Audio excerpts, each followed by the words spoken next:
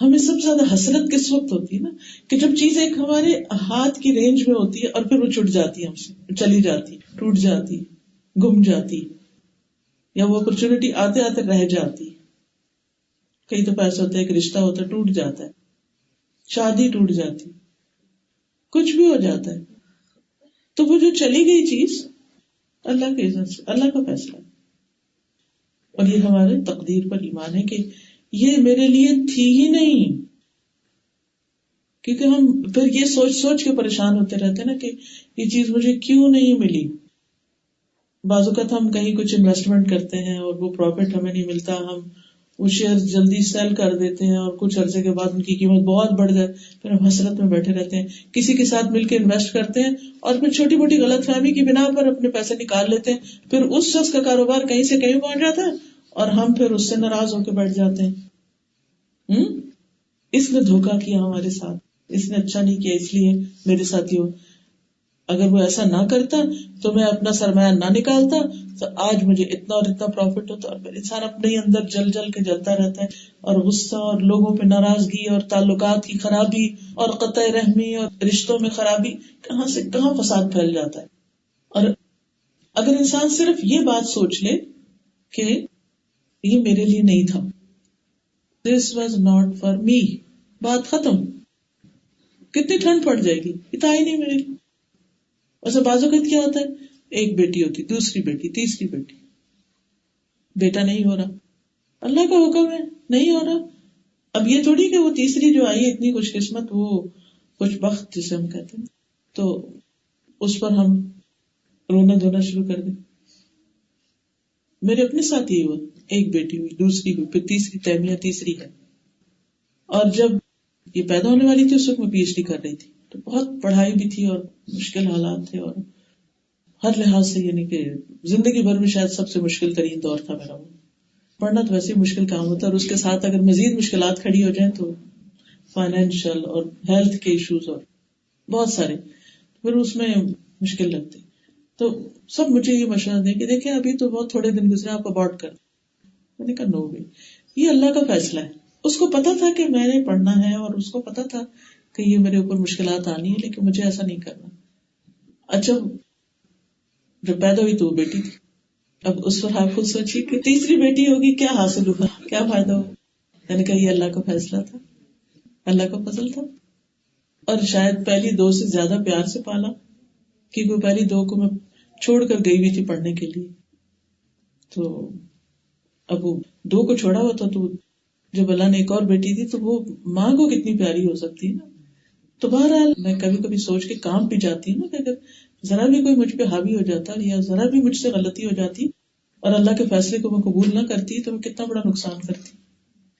آپ کو نہیں پتا ہوتا کہ جس بچے کو لوگ یا آپ کا اپنا نفس یہ سوچتا ہے کہ یہ انوانٹیڈ ہے، ان پلانڈ ہے، اور طرح طرح کے نام دیتے ہیں، اور پھر ہم لوگوں کی باتوں میں آنے لگتے ہیں.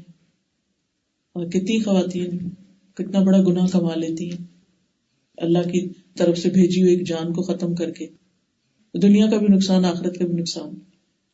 تو ایسے میں وقتی طور پر مشکل ضرور ہوتی ہے، لیکن اللہ سبحانہ و تعالیٰ کا وعدہ ہے ان مع العسر یسرا، کہ بے شک تنگی کے ساتھ آسانی بھی ہے. لیکن اس وقت ہمیں یہ بھول جاتا ہے، اور اس کے ساتھ کی آسانیاں بھی ہم بھول جاتی ہیں کہ اس کی وجہ سے اللہ سبحانہ و تعالیٰ اور کیا کیا چیزیں اچھی کر دیتا ہے، کیا کچھ ایکسپیرینس کرواتا ہے اللہ، کیا کچھ سکھاتا ہے. جیسے اللہ نہ کرے کسی کو کوئی بیماری ہو جاتی ہے نا، تو اس کو بار بار ڈاکٹرز کے پاس جانا پڑتا ہے، کبھی ادھر ٹیسٹ کرانے جا رہا ہے، کبھی ادھر جا رہا ہے، کبھی ادھر. کیا کچھ دیکھ رہا ہے، کیا کیا سوچتا ہے، کیا کچھ سیکھتا ہے انسان. ریسنٹلی ایک بہن کو اچانک کوئی تکلیف ہوئی تو ڈاکٹر کے پاس گئی. وہ کہتی ہے کہ وہ اتنا اچھا ڈاکٹر تھا، مسلمان ڈاکٹر تھا کوئی، اور اس نے اتنے اچھے طریقے سے میری بیماری کو بھی ایکسپلین کیا اور مجھے صبر کی تلقین کی. کہتی ہے کہ میرا اتنا ایمان بڑا اس سے ملاقات کے بعد، اور مجھے یوں لگے کہ جب میں باہر نکلی تو مجھے کسی اور نے اٹھایا ہوا ہے کہ میں اپنے پاؤں پہ نہیں چل رہی، میں اپنے آپ کو اتنا لائٹ فیل کر رہی تھی. بعض اوقات اللہ سبحانہ وتعالیٰ آپ کو کسی ایسے شخص سے ملوانا چاہتا ہے اس مشکل میں ڈال کے. موسیٰ خضر کو جا ملے تھے، اسے ایک جواب اللہ تعالیٰ کو پسند نہیں آیا تھا موسیٰ علیہ السلام کا، جس کے نتیجے میں پھر ان کو وہاں بھیجا گیا تھا خضر علیہ السلام کے پاس. تو وہ جو ایک کے بعد ایک حادثہ ہو رہا تھا، ایک کے بعد ایک واقعہ پیش آ رہا تھا، تو اس میں کتنی مشکلات تھی. ان کے لیے ایکسپٹ کرنا مشکل ہو رہا تھا کہ یہ کیا کیا جا رہا ہے.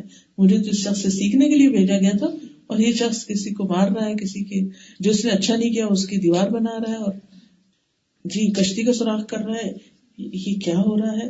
لیکن جو کچھ وہاں سکھایا گیا وہ صرف ان کے لیے نہیں تھا، ہم سب کے لیے بھی ہے. تو ہمیں نہیں پتا ہوتا زندگی میں اللہ تعالیٰ ہمیں کس جگہ کس مشکل میں ڈال کے کہاں لے جا کے کیا سکھانا چاہتا ہے. اگر یہ واقعہ سچ ہے کہ کولمبس بھول کے پہنچا تھا امریکہ تو یہ غلطی، اور یہ بھول اس میں بھی ایک حکمت تھی. یہ بھول بہت سارے انسانوں کی فائدے کی چیز بھی بن گئی. بس جس وقت تکلیف پہنچتی ہے نا، شدید پریشانی ہوتی ہے انسان کو، کوئی بھی خبر جو مرضی کی نہ ہو سن کے بس فوراً ایک جملہ کہہ دے انا للہ، تو ہم کہتے ہیں مگر وہ رسمی کہہ دیتے ہیں.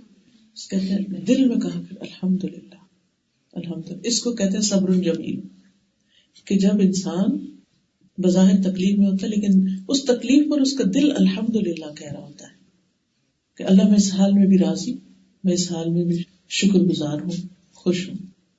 پھر اسی طرح تکلیف انسان کے امتحان کے لیے بھی آتی کہ بندہ اپنے آپ کو چیک کر سکے کہ وہ کہاں کھڑا ہے، ایمان کے کس درجے پر. کبھی کبھی ایسا بھی ہوتا ہے نا، ہمیں اپنے بارے میں بڑی خوش فہمی ہونے لگتی ہے کہ ہم بڑے مومن ہیں، بڑے نیک ہیں، بڑے اچھے ہیں، لیکن پھر کیا ہوتا ہے کوئی ٹیسٹ آتا ہے تو ہم جب اس میں فیل ہوتے ہیں تو پتہ چلتا ہے کہ ابھی تو بڑی کمزوری ہے.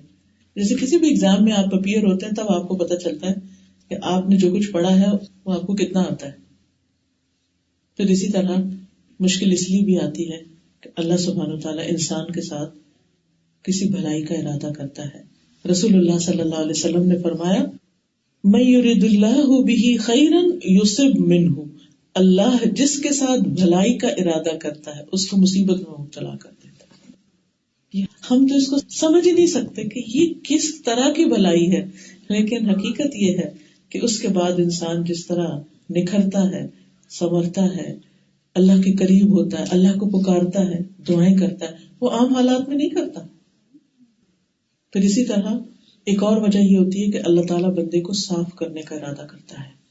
نبی صلی اللہ علیہ وسلم نے فرمایا مسلمان کو جو بھی پریشانی، بیماری، رنج و ملال، تکلیف اور غم پہنچتا ہے، یہاں تک کہ اسے کوئی کانٹا بھی چبھتا ہے، تو اللہ تعالیٰ اسے اس کے گناہوں کا کفارہ بنا دیتے ہیں. یعنی زندگی میں جو گناہ، غلطیاں، کمیاں، کمزوریاں کی ہوتی ہیں ہم نے، ان سب کو صاف کر دیا جاتا ہے اس تکلیف کے ذریعے. ام سلمہ کی روایت میں وہ کہتی ہے کہ میں نے رسول اللہ صلی اللہ علیہ وسلم کو فرماتے ہوئے سنا جب اللہ بندے کو کسی مصیبت کے ساتھ آزماتا ہے اور وہ اپنی حالت اور کیفیت کی بنا پر اسے ناپسند کرتا ہے کہ اللہ میں نہیں یہ برداشت کر سکتا، تو اللہ تعالیٰ اس تکلیف کو اس کے گناہوں کا کفارہ اور اسے پاک کرنے کا سبب بنا دیتا ہے، جب تک کہ وہ پہنچنے والی مصیبت کو اللہ تعالیٰ کے علاوہ کسی کے در پہ پیش نہیں کرتا یا اسے دور کرنے کے لیے غیر اللہ کو نہیں پکارتا، اللہ ہی سے مدد مانگتا ہے، تو اللہ سبحانہ و تعالیٰ اس کو گناہوں سے پاک صاف کر دیتا ہے. پھر یہ کہ کسی پر بھی جو تکلیف ہوتی ہے وہ اس سے اللہ تعالیٰ کی محبت کی علامت ہوتی ہے. جب اللہ تعالیٰ کسی کو مشکل میں ڈالتا ہے تو دراصل اللہ تعالیٰ اس سے محبت کر رہا ہوتا ہے. اچھا، ہماری محبتیں کیا ہوتی ہیں جو انسانوں کے ساتھ ہوتی ہے کہ جب ہم کسی کے ساتھ محبت کرتے ہیں تو اس کو خوش کرنے کی کوشش کرتے ہیں، اس کے لیے آسانیاں پیدا کرتے ہیں. لیکن اللہ سبحانہ تعالیٰ کی محبت مختلف ہے. ٹھیک ہے، جب اللہ تعالیٰ بندے سے خوش ہوتا ہے تو نعمتیں بھی ملتی ہیں، لیکن کبھی مشکلات کے راستے سے بھی ملتی ہیں. رسول اللہ صلی اللہ علیہ وسلم نے فرمایا اللہ جب کسی قوم سے محبت کرتا ہے تو انہیں آزمائش میں مبتلا کر دیتا ہے، پھر جو صبر کرتا ہے اسے صبر ملتا ہے، جو صبر کرتا ہے اسے صبر مل جاتا ہے، اور جو جزا فضا کرتا ہے اس کے لیے جزا فضا ہے. یعنی جو گھبراتا ہے، واویلا کرتا ہے، روتا ہے، دھوتا ہے، پریشانیوں کا اظہار کرتا ہے، پھر وہ اسی حال میں ڈال دیا جاتا ہے. اور پھر یہ کہ یہ اللہ کے قرب کی علامت ہے. ابو سعید کہتے ہیں انہوں نے کہا اللہ کے رسول صلی اللہ علیہ وسلم لوگوں میں آزمائش کے لحاظ سے سب سے زیادہ سخت کون ہوتا ہے، سب سے زیادہ تکلیفیں کس پہ آتی؟ آپ نے فرمایا انبیاء پر. انہوں نے عرض کیا پھر کس پر؟ فرمایا علماء پر. عرض کیا پھر کون؟ فرمائے نیک لوگ، ان میں سے کسی کو چچڑیوں اور جوؤں سے آزمایا جاتا ہے، اس کے جسم میں کیڑے پڑ جاتے ہیں بعض اوقات، یہاں تک کہ وہ اسے قتل کر دیتی ہے، یعنی وہ بیماری اس کو مار ڈالتی ہے۔ کسی کو فقر سے آزمایا جاتا ہے، یہاں تک کہ وہ اپنے پاس ایک چھوٹی سی قمیص کے سوا کچھ نہیں پاتا، یعنی اس کے پاس پہننے کا کپڑا ہی کوئی نہیں سوائے ایک اس کے جو اس کے جسم پر ہو۔ ہیں ایسے لوگ دنیا میں جن کے پاس دوسرا کوئی جوڑا نہیں ہوتا، اور ان میں سے کچھ لوگ آزمائش پر خوش ہوتے ہیں بنسبت اس کے کہ جس کو کچھ ملتا ہے تو وہ خوش ہوتا ہے۔ یعنی ایسے لوگ بھی ہوتے ہیں کہ جب ان پہ کوئی تکلیف آتی ہے تو الحمدللہ کرتے ہیں، اس کا استقبال بھی ایسے ہی کرتے ہیں جیسے کسی نعمت کا کرتے ہیں۔